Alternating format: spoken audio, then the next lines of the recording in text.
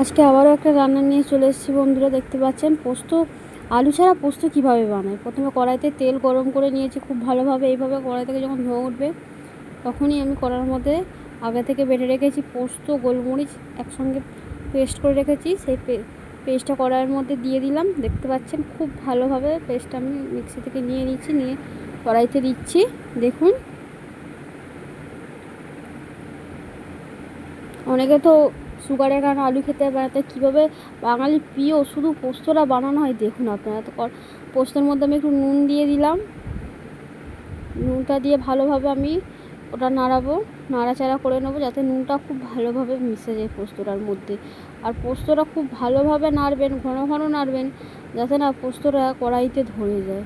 ঠিক আছে, আমি এখন অল্প সামান্য একটু জল দিয়ে দেবো, এর মধ্যে একটু জল ব্যবহার করব।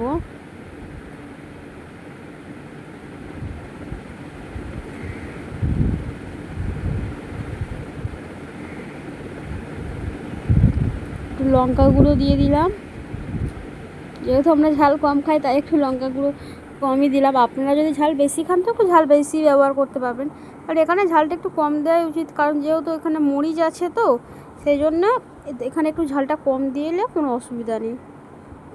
তারপর আমি কড়াইতে জল দিয়ে পোস্তটা খুব ভালোভাবে লঙ্কার সঙ্গে মিশিয়ে নেব।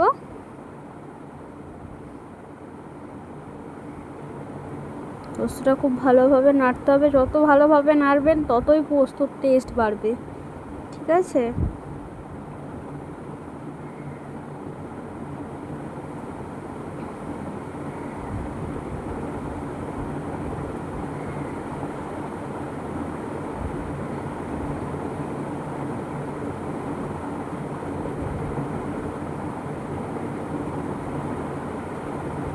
পোস্তর মধ্যে আমি আরেকটু জল অ্যাড করলাম, যেহেতু পোস্তটা বড্ড গাঢ় গাঢ় হয়ে গেছে। পোস্তটা ভালোভাবে কষতে হবে যেহেতু, তার জন্য পোস্তটা খুব ভালোভাবে জলটা একটু দিয়ে দিলাম। দিয়ে আমি আবারও ভালো করে নাড়বো।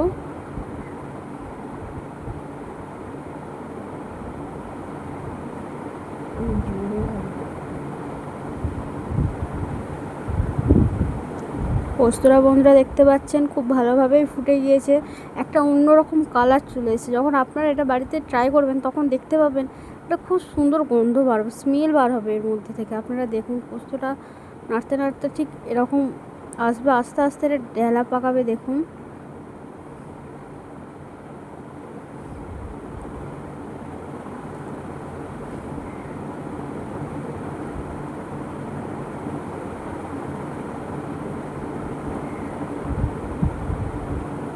খুব ভালোভাবে নেড়েচে নিতে হবে।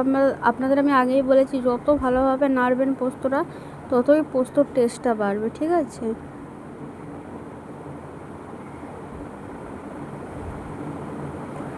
আর পোস্তটা যদি কড়াইয়ের মধ্যে জড়িয়ে যায় তাহলে অল্প সামান্য খুন্তির মাথায় একটু তেলটা বুলিয়ে নেবেন, নিয়ে পোস্তটা নাড়বেন, দেখবেন কড়াইয়ের মধ্যে আর জড়াবে না পোস্তটা।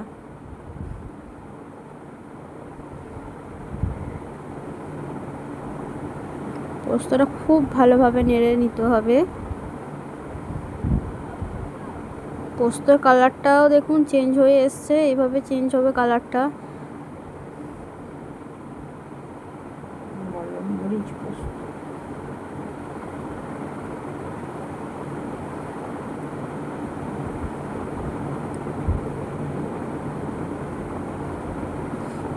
আমি এর মধ্যে সামান্য একটু তেল দেব, কারণ যেহেতু পোস্তটা কড়াই জড়িয়ে যাচ্ছে আর আমার পোস্ততে একটু তেলটা কম মনে হলো, তাই আমি আর একটু সামান্য তেল দিয়ে পোস্তটা আরও ভালোভাবে নেড়ে চেড়ে নেব। দেখুন আপনারা,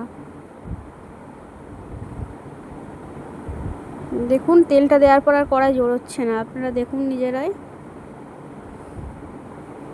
গ্যাসের ফ্লেমটা কমিয়ে দিয়ে খুব ভালোভাবে পোস্তটা নাড়িয়ে ছাড়িয়ে নেব। দেখুন বন্ধুরা, এই পোস্তটা আপনারা একবার পারলে বাড়িতে করে খেয়ে দেখবেন, দেখবেন কেমন টেস্ট।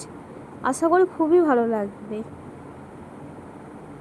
এই পোস্তটা আমার শাশুড়ি মা করছে, আমি ভয়েসটা দিচ্ছি ঠিক কথা, কিন্তু পোস্তটা করছে আমার শাশুড়ি মা।